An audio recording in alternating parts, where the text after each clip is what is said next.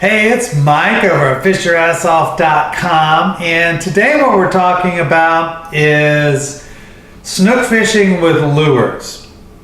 Now, if you're going to go out there and target snook, they're not always cooperative, so you need a plan. And sometimes snook are feeding in real shallow water. Sometimes it's more of a deeper water scenario where you're going to need different lures, and sometimes it's really deep, like say it's an inlet or a deep bridge or deep dock. So you got to have specific lures to cover all these different areas to have your lure be in the snook's strike zone.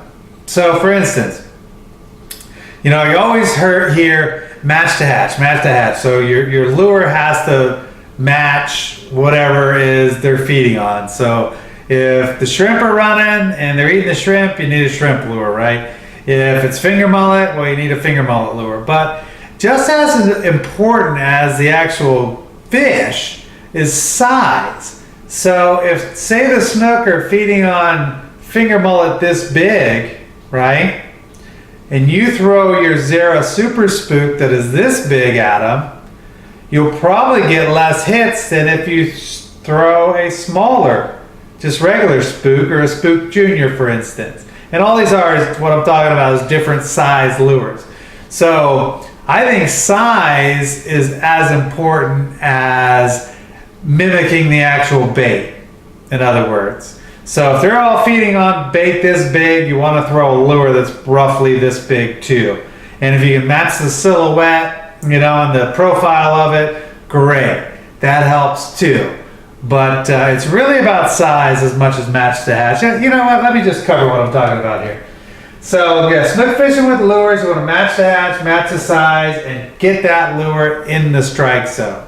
All right, so I have some different lures here. So let's say, for instance, that the snook are feeding on, something that's smaller, like a threadfin herring or a scaled sardine or glass minnow. Well, I fish with DOAs constantly. I usually start with a white one like this. This is glow actually, but white or glow. And then I'll have something more natural. See, that's just kind of a light belly with a dark back. And this is just a 3-inch paddle tail shad. But I'm not sponsored by DOA. It could be Bass Assassin has some good ones. Whoever, they all have some good ones. These are cheap, and I get them at Walmart down the street, and that makes me happy. But another great lure when they're feeding on those smaller type white baits that people forget is just a spoon. Spoons work great.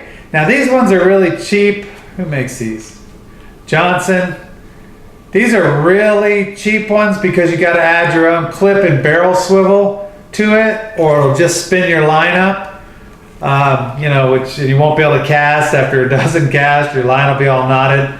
But spoons work great. They work great.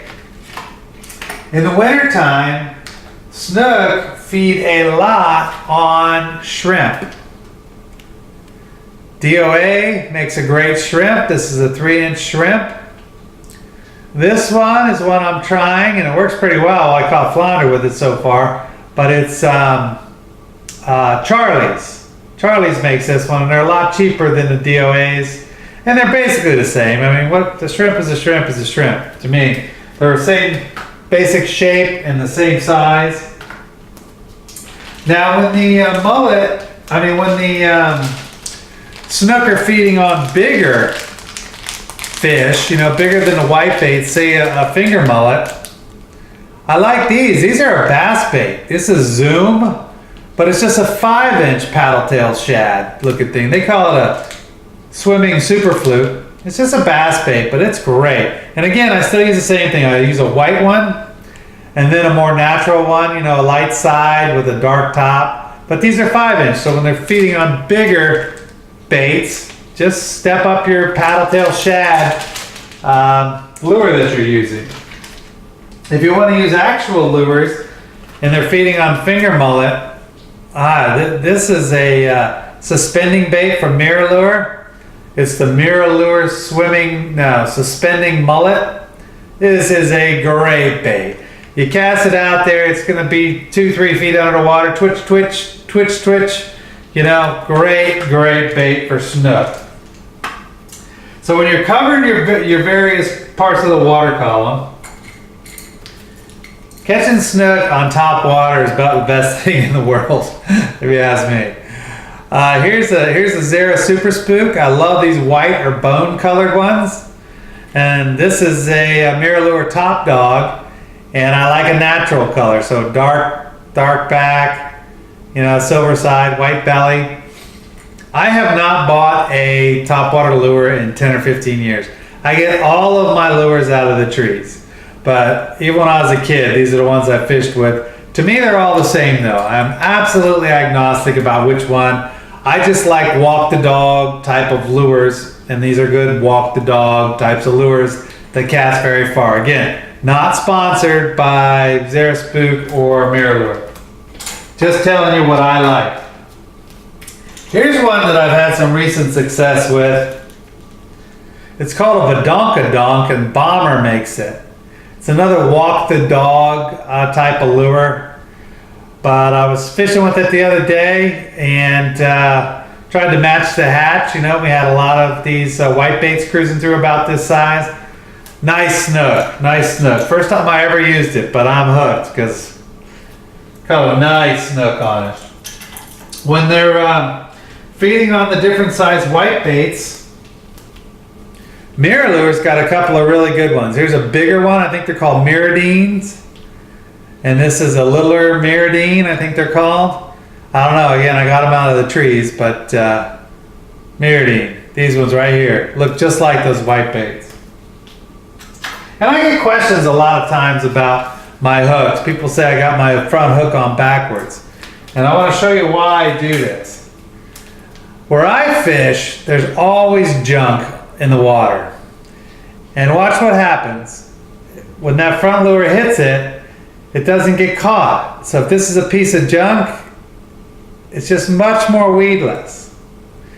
Because a lot of times you cast your lure out and by the time you work at 10 feet, it's gunked up. It's got something on it. I think the back hook is what does most of the hooking anyways. I really don't even think most of these lures need the extra hooks. The back hook is what I think it does most of the damage most of the time. But if it's super clean water, and I know that it's going to be super clean without a bunch of weeds, I will turn this because I think it does increase your hookup ratio by a smidge, but not enough for me to not, you know, get your hook fouled every time, because if you can't get your full cast distance, you can't cover enough water. And I fan cast to figure out where the fish are, right? And if you can't get your full retrieve every time, I think that the little bit teeny less hookup ratio you get with this is going to be compensated for by your lack of getting your hooks fouled with these. These are some that work great when those bigger glass minnows are coming through. I don't know who makes this one. I found in the trees. This is Yozuri. This is a Yozuri one right here. But so when they're feeding on this profile and this size of glass minnows or whatever they're feeding on, this is a great one. Or bigger anchovies. There you go, right there. These work really well. This one's a suspending bait, so it's going to be down a few feet. And again, it's just a twitch, twitch, twitch, twitch. This is a top water. It's going to float on top. Same deal. Twitch, twitch, reel. Twitch, twitch, reel. And they all have their their rattles in them. But I'm going to show you what I think is the undisputed champion of deep water snook. It's the Flare Hawk jig. I make my own, but there's not much to really know about them. You need 1 ounce and a 1.5 ounce and maybe 2 ounces. And the chartreuse and the pinks work best in dirtier water, and these white seems to work best in cleaner water. And these are great. These haven't changed in decades. When I was a little kid, and I'm 50, they were catching tons of snook with these in inlets and deeper channels, and they're still catching tons of snook with them. Let me show you another one I like for deeper water. This is a DOA, what is it called? Big Eyes or Big Ones or something like that. All it is a bigger, badder version of the Terrorize. And I like them because the hook is sturdy. You know, those Terrorize, tarpon and big snook straighten those hooks out all the time. And this is a much sturdier hook, and it's a bigger profile and heavier. So this is another good bait to pitch out there in the inlets, you know, when you're fishing deeper water. And you got to cover all these water levels. So you got the top water, I covered those. You got the mid water, all those suspending jerk baits and those other different lures, we'll cover that. And the bottom, you have the flare hawk jigs and those Big Eyes Terrorize. And these are good ones. These are those the Zoom Swimming Super Fluke. These are great ones to rig weedless if you want to pitch them up into the mangroves. You can also rig the DOA cows with a weedless too, depending, you know, match the hatch, whichever size the fish are they're doing.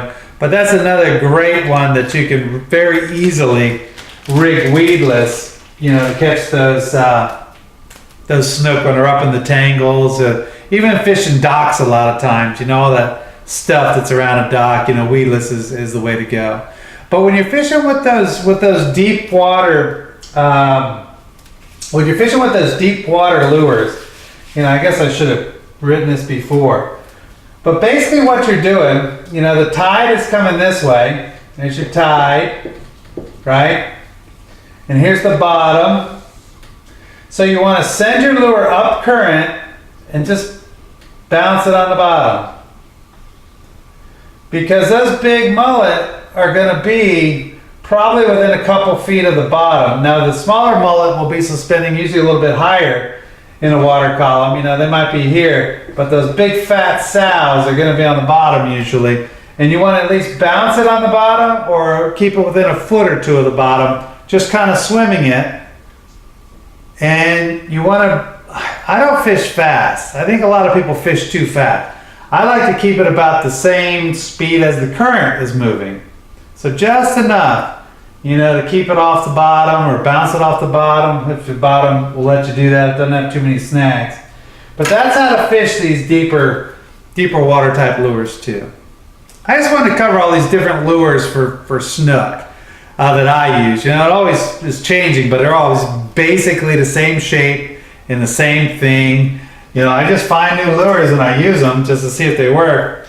This is a new one I found. I don't even know who makes it, but like my second cast, it caught a snook. It's a suspending little lure with a lip. Yeah, I don't know who makes it. It doesn't have it. It's scraped off of it, I guess.